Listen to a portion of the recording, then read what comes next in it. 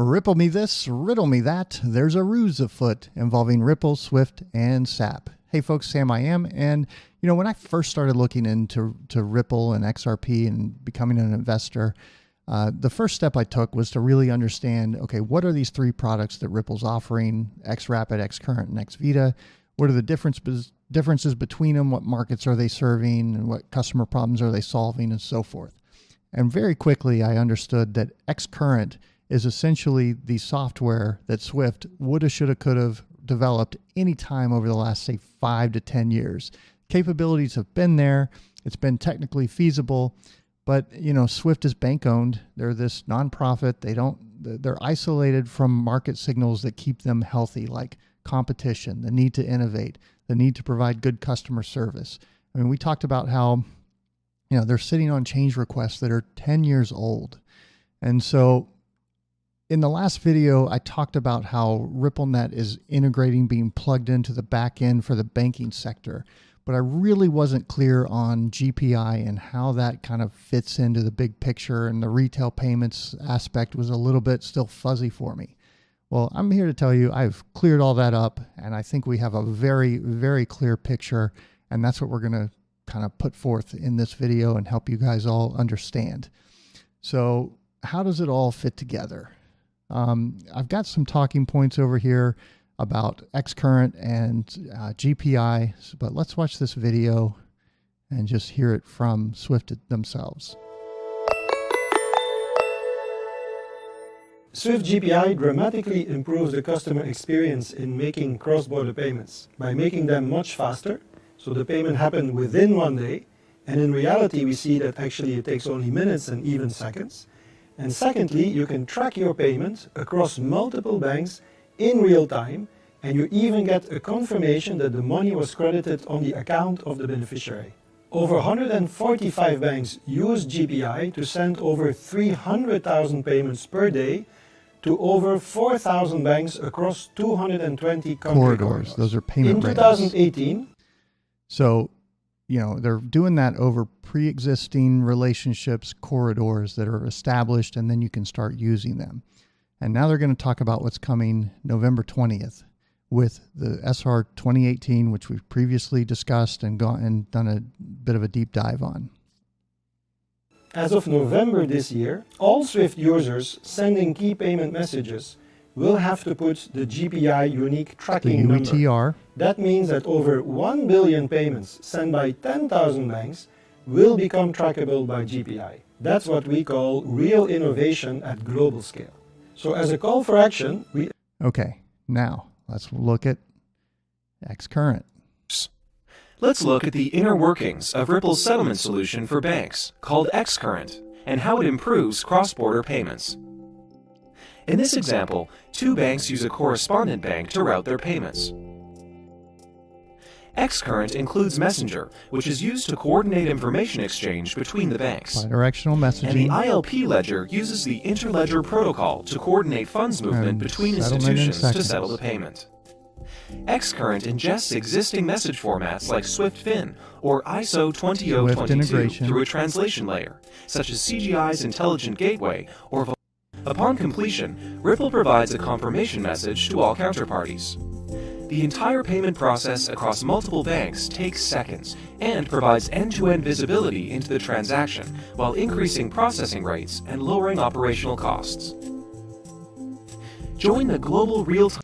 So if you notice there, and over here in this slide, I've put essentially the same talking points or the same bullet points for Swift GPI and for xCurrent, and that's because they are exactly the same thing. GPI is Swift's version of xCurrent. And of course, if you've read the Faster Payments Task Force, you'll know that when Ripple comes in to do an integration for a bank or an FI, that it's a 3 to 4 month consulting project. Ripple sort of is more of an advisory role. The bank's own integrators do the work behind the scenes because they're already set up and qualified and so forth to get in there and work in the secure banking environment. But it's a major process. And so what has happened, what's very clear to me has come about, is that when Swift was looking at integrating all of RippleNet's features, they had to first go to their protocol. And that's where we get that SR 2018 changes that are coming, and the UETR, and being able to do the end-to-end tracking and so forth. In the process, though, they've built APIs that will integrate or work for RippleNet. So, and Ripple's a smart company. You know, they're not going to do this 3 to 4 month project and then have to turn around and come back and do it when the customer wants to flip the switch and turn on xRapid. I guarantee you, if they're not identical, they're going to implement whatever extra little bits they need to be able to flip that switch to move customers from xCurrent to xRapid without bringing the consultants in and having a several month delay. So in the process, what's happened is Swift has redefined their standards document. They've added these new features around payments and so forth. We've gone into that on a previous video. But at the same time, they've built the API interfaces to be able to plug RippleNet in for xCurrent or xRapid. Okay, and we're going to show you some proof that that's exactly what's going on. Now here they're talking about 100 billion payments today, or $100 billion in payments today. The 220 payment rails. So, you got to set up the relationship first, and then you can start using it and so forth. And 160, they go into the timing and so forth. Not really important, but that's kind of the big picture of what GPI is. GPI is really xCurrent. Okay. And one more piece of information I wanted to talk about here is this task group. They are a Ripple partner. Here's a document that they've put out that really highlights the benefits of xRapid and what it's going to do. And then right here down at the bottom, I want you to pay attention to this. It says the Task Network Gateway is at the heart of the European Target 2. Now, Target 2 is the T in the TIPS system, and the T2S RTGS systems from the very start. So here you have these guys are a payment hub for Europe, and they're at the heart of TIPS and Target 2, and they're espousing the benefits of Ripple and xCurrent or xRapid in this public document. Okay, so just another piece of information. Keep that in the back of your mind. We're going to kind of touch on it a little bit later. Now, though, let's talk about SAP. And, SAP is a huge company. They are the engine that runs the global corporates out there in the world. I mean, they have 400,000 customers in 180 countries. 92% of the Forbes Global 2000 are SAP customers. They've done a Swift integration with their payment engine to where they can generate Swift messages and send those on to the Swift network. And they did this demo between ATB and Risa Bank. And now some of you have seen this video right here. I'm going to play this for you now. Hi, I'm Tim Wan, Director of Innovation here at ATB Financial in Canada. We're the 9th largest financial institution here in Canada with $43 billion in assets. We were the first Canadian financial institution to move real money to real FI across the ocean in near real time. We couldn't have done that without a pure SAP digital core banking platform. And we couldn't have done that with great partners such as Risa Bank and Frank Boborak, who's the head product there, and Ripple. Where that transaction from us to that German bank, Risa Bank, may have taken 2 to 6 business days in the past, it takes an average of 8 seconds. And I'd love to introduce you to my friend, Frank Boborak, at Risa Bank in Germany. Frank came to visit us here in Calgary, Alberta, I've Canada, seen this video, and this has made the rounds on Twitter and so forth. Time. But now that the party's over, I actually owe him $1,000 Canadian. And I'd love to show you how that we sent it to him right now. Now, I don't know what these guys were doing over there that this guy ended up owing him $1,000, but I guarantee it involved hookers and blow. Bankers know how to party, especially with other people's money. So he's setting up the transfer on his phone right here. You can see that. And he's going to send it to the guy at Risa Bank in Germany. There he's sending it. And a few seconds later, it shows up as completed. There's your end-to-end tracking. And sure enough, this guy gets very happy. Whoa, that's a great rate. This is amazing. Thanks to Ripple and this new technology, I now have this $1,000 in my bank account. And And right here, the payment's been sent and Frank has received it. he's got the confirmation. Like, this is amazing. I will be doing blow off a hooker's ass this evening. Ripple provides a great platform for vertical integration, for new services to be built upon. We have an opportunity to seize the moment today and to do something tangible and real with this technology.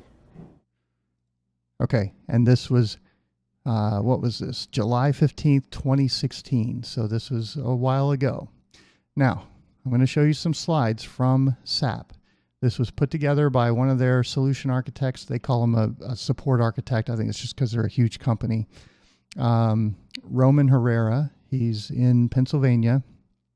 Again, a support architect for SAP. And he's put these slides together. And this one right here is absolutely key. So I'm going to blow this up so that you guys can see it a little better. Now, that video that we just watched is linked right here. I'll put the URL to this presentation in the comments of the video so that you can watch it if you want, or go find these slides. But if you click on this, it will launch the video that we just watched. So he's explaining what happened there behind the scenes. Here's the ATB Financial phone that the guy was using to send the payment. That's right here. It goes down to the Ripple console review that feeds into ATB's banking and payments platform. I think this line is dashed because SAP's stuff may be remote in the cloud, so to speak, and they're also feeding information into SAP directly. You can see right here that they turn that into a packet, into a message, an MT103. What is that? Well, that's a Swift message, folks. And then what happens to that? Swift is going to obviously take that and forward it along to the Ripple gateway, where it then goes out over the Ripple network. Now, I know what the skeptics are going to say, well, this could be xCurrent, blah, blah, blah. No, it couldn't. Look down here in the fine print.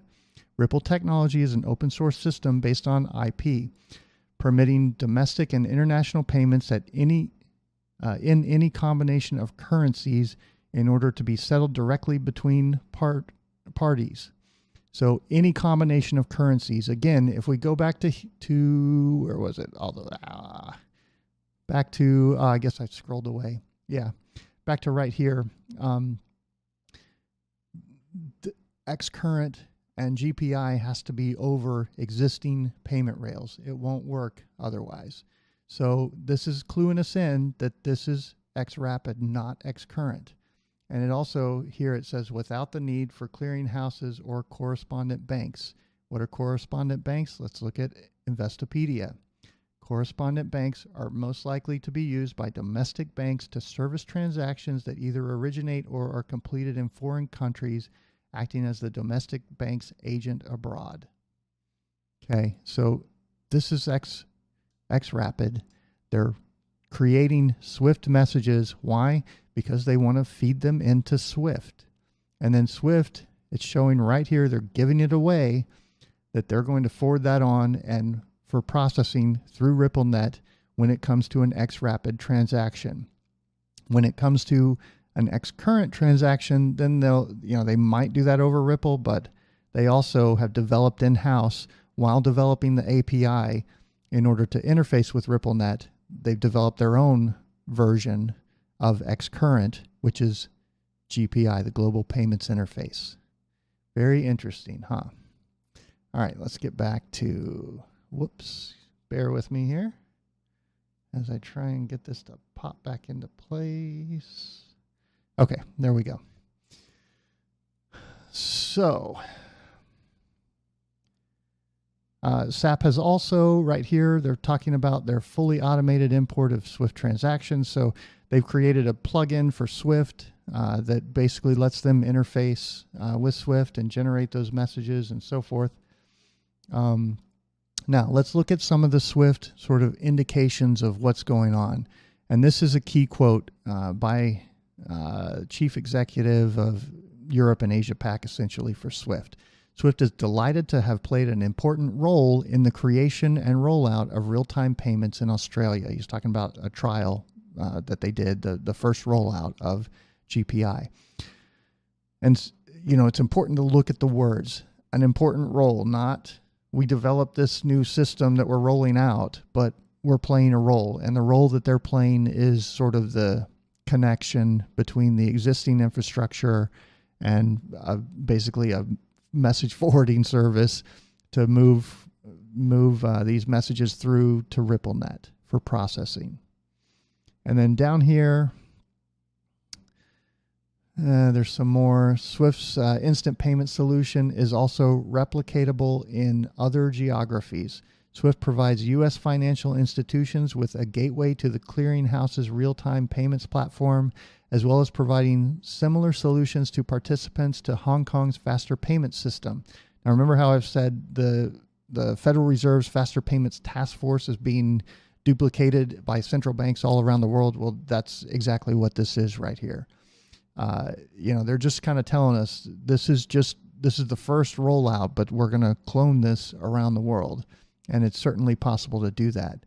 And here's what they're bringing to the table. With a robust infrastructure already connected to more than 11,000 global financial organizations across the ecosystem in almost every country in the world, Swift is in a unique position to help customers implement a world-class instant payment solution that will revolutionize the payments industry. That's the unique role or important role that they're playing in the creation and rollout of real-time payments, not just in Australia, but around the world. Australia's the first, their first rollout of this new technology. Now, when it came to Europe and the Target 2 system, a lot of that was geared towards retail payments, and I was really kind of confused by that. I'm like, well, Swift doesn't do retail payments, but here I found it in this document related to everything we're talking about. In practical terms, Swift already holds a position in the retail payments market.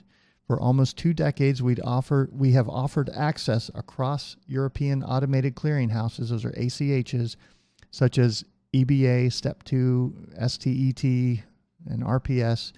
We currently support 29 ACHs worldwide, transporting over 26 billion transactions yearly with an annual growth over 11%. Our move into instant retail payments is a natural progression of this and reflects the evolving needs of the Swift user community. So absolutely, they are going into retail payments, and they're not doing this solely for tips. Okay, they're going to do this worldwide. So now we have all 3 legs of the stool. You've got bank to bank, you've got corporate to corporate or corporate to bank, and you've got retail, all suddenly running through Swift. And guess who's going to be processing all of those transactions? It's RippleNet, or at least the vast majority of them. Okay, one more thing, one more piece back here. I think what I wanted to show you, this one is next. The same Swift solution will provide customers with a single gateway to connect seamlessly to the other instant payment systems in Europe and elsewhere.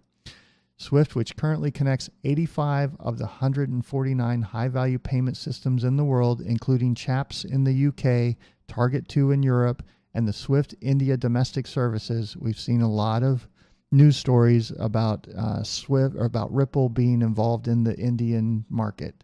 A lot of what they're doing with American Express, I think, is centered around in India. They offer gateways to instant payments platforms in Hong Kong and the U.S. So here they're telling us this is a global thing that we're going to get into. You know, we are the gateway to the financial payment systems of the world. Okay. Now, let's see. I've talked about how the U.S. does not want to move away. Like, they would object if Ripple came in and just replaced Swift. And one of the reasons is they want to control, they want to have the ability to punish nations that don't do whatever the U.S. wants them to. And they want to be able to starve poor people and children in these countries that aren't playing along. And this is an article about that. They're talking about message type 202. I want to focus in on this diagram. So 103 is a bank-to-bank transfer. 202 is a bank-to-FI transfer. And so, you know, I used to be in telecom, and this was very similar to what I did. You would have the ILEC, or the incumbent provider, basically originating a landline call. They would send it to the long distance carrier, who then should have taken it and dumped it to the terminating call. You know, if you're Texas to Florida, let's say, it would go from whoever, Verizon, let's say in Texas, over the network to Bell South or whoever it is in Florida that's terminating that call. And MCI, if they're the long distance provider, they would terminate that call. But instead, what MCI used to do is they would sort of repackage the call to make it look different. If it's Texas to Texas, intrastate, then those rates can be 10 cents, whereas Texas to Oklahoma might be 1 cent. So there's a huge incentive there for arbitrage. And what they would get caught doing all the time in Texas and Florida and other places where there was this big incentive is they would, right here, they'd take the call and they would repackage it and they would give it to a CLEC, a local, competitive local exchange provider, and they would make it look like long distance instead of intrastate, so that then they would hand it in to the ILEC, the incumbent carrier who owned the customer, who would ring the handset of the person receiving the call. And so instead of these guys paying 10 cents a minute, they're paying 1 cent a minute by basically disguising the traffic. And that's what's going on here. With this old MT202, there wasn't the end-to-end transaction. You didn't have the end-to-end communications. So you could do these kind of things where you would send it through another country and skirt the regulations, skirt the embargoes and so forth. And once they roll out SR 2018 and GPI, it does away with this problem, and they're able to further tighten their grip and starve poor people in countries that don't do as the U.S. government demands of them. So just another sort of, kind of brick in the wall that is showing you this is why they're going this way.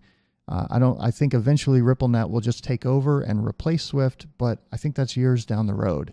And this is one of the reasons that that's not going to happen sooner, as well as the 3 to 4 month integration for each bank to come on directly to RippleNet. And it's also why, they've gone through these big providers in the background that are running the financial engine of the corporates like SAP, and they've created a plugin and an interface with them in order to be able to process their payments and do it for thousands, tens of thousands of customers instead of one bank at a time. Okay. And then we saw the same thing on the bank-to-bank transfers. They've gone to Temenos, who's providing this service for 3,000 banks in 150 countries. That's how you flip the switch and turn on massive global adoption almost instantaneously without doing it one bank at a time. The very slow and arduous path. Okay. So that's what's happening. I mean, this is really amazing to me. And this slide is so telling that that's what they're doing. They're sending it out through SWIFT over the RippleNet in order to process these payments with xRapid, not xCurrent. And the big secret is in this video, when we played it, these guys never once mentioned that this payment was going through SWIFT, but I think it absolutely is or will in the future. Okay, one last thing I want to cover here relates to drama in the community. There are a lot of people who get very upset by this 589 number. You can see right here, somebody posted, riddle me this, riddle me that. Don't even get it right. Fun, funny, silly. The facts are the facts. And the fact is, XRP will not be 589 end of year. Get over it. And then somebody else piled on, and I just blurred them out because it doesn't matter who actually tweeted this. The sentiment is the same for a huge part of the XRP community that just have their blinders on and want to come out on the attack with these ridiculous statements that we're going to dive into here. He's telling XRP community, please accept the fact that end of year 589 is impossible. Impossible. It can't happen. XRP will hit that someday, somehow, but not this year.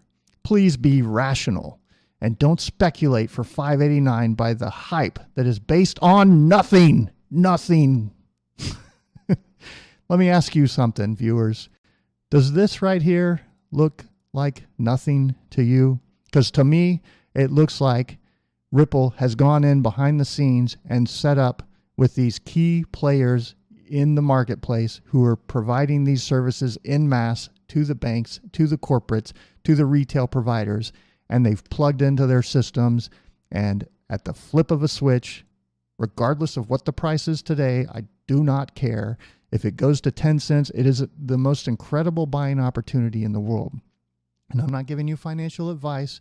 That's the other thing I get accused of by these guys. This is not financial advice. I'm not a financial advisor.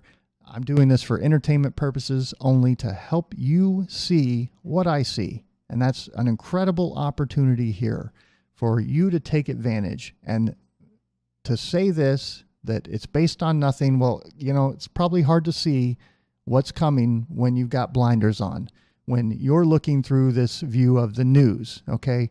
These people, one of the other things they tell me is, well, we follow the news and that's the real source. That is so stupid and short-sighted, because I guarantee you Garlinghouse is not picking up the phone. Hey, CoinDesk, yeah, we're going to go visit with Temenos today, and we're going to pitch to them plugging RippleNet into their back-end software so that we can capture 3,000 banks in one go. Did you want to come along and do a story for that so our competitors can know what we're up to?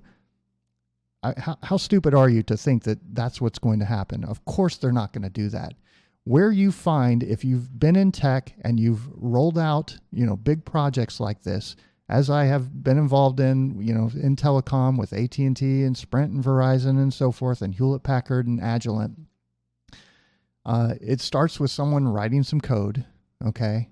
And then that code gets turned into a spec, or it changes the spec. So what do we look at? SR 2018, the spec for the messages that control the transfer of payments through SWIFT. What else do you see? You see slides presented at conferences and in meetings, and sometimes those get released. We've looked at a lot of slide decks from these various companies. What else do you see? Live demos at user conferences. What have we watched? Live demos from user conferences. What else? What's one of the last steps? You'll see announcements of partnerships and hints from the people who know what's going on. They don't want to lie. They're generally honest people who are answering questions in a way that doesn't give away what they're not allowed to talk about, what they don't want to announce for a number of different reasons. But if you're paying attention, will let you know what's coming. And that is what the haters here, the 589 haters, don't want to see or don't understand today, is that these guys are ready to flip the switch, not on one bank. That's the other ridiculous thing I've heard. Well, Brad's only said one bank's coming online. Well, yeah, did any reporter ask him, what about Temenos? You know, nobody's looking at that. Nobody's asking that question. And if he did, I bet he wouldn't be able to answer that question.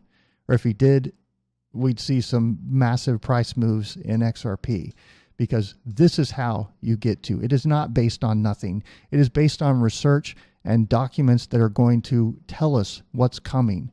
You're looking at the wrong sources. You're looking in the wrong places. You are looking at sources that will let you react.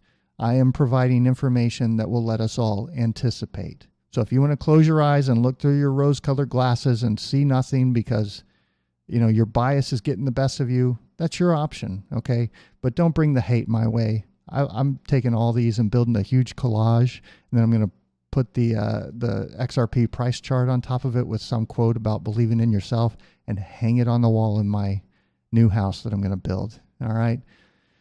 Anyway, that's it. I hope you enjoyed this. A lot of useful information in here. Big changes coming, folks. You know, Ripple really has sort of cornered the financial market of the world, and they're getting ready to flip the switch later this year. Time is short to load your bags. Get as much XRP as you can if that's what you want to do. You know, really consider that. Really look into this stuff. We're not going to have this opportunity for much longer, and please consider getting as many people as you can, as you're comfortable with, on board. At least make them aware of the opportunity that's in front of us, of what's coming down the road in just a matter of weeks at this point. I'm Sam I Am. We'll catch you next video.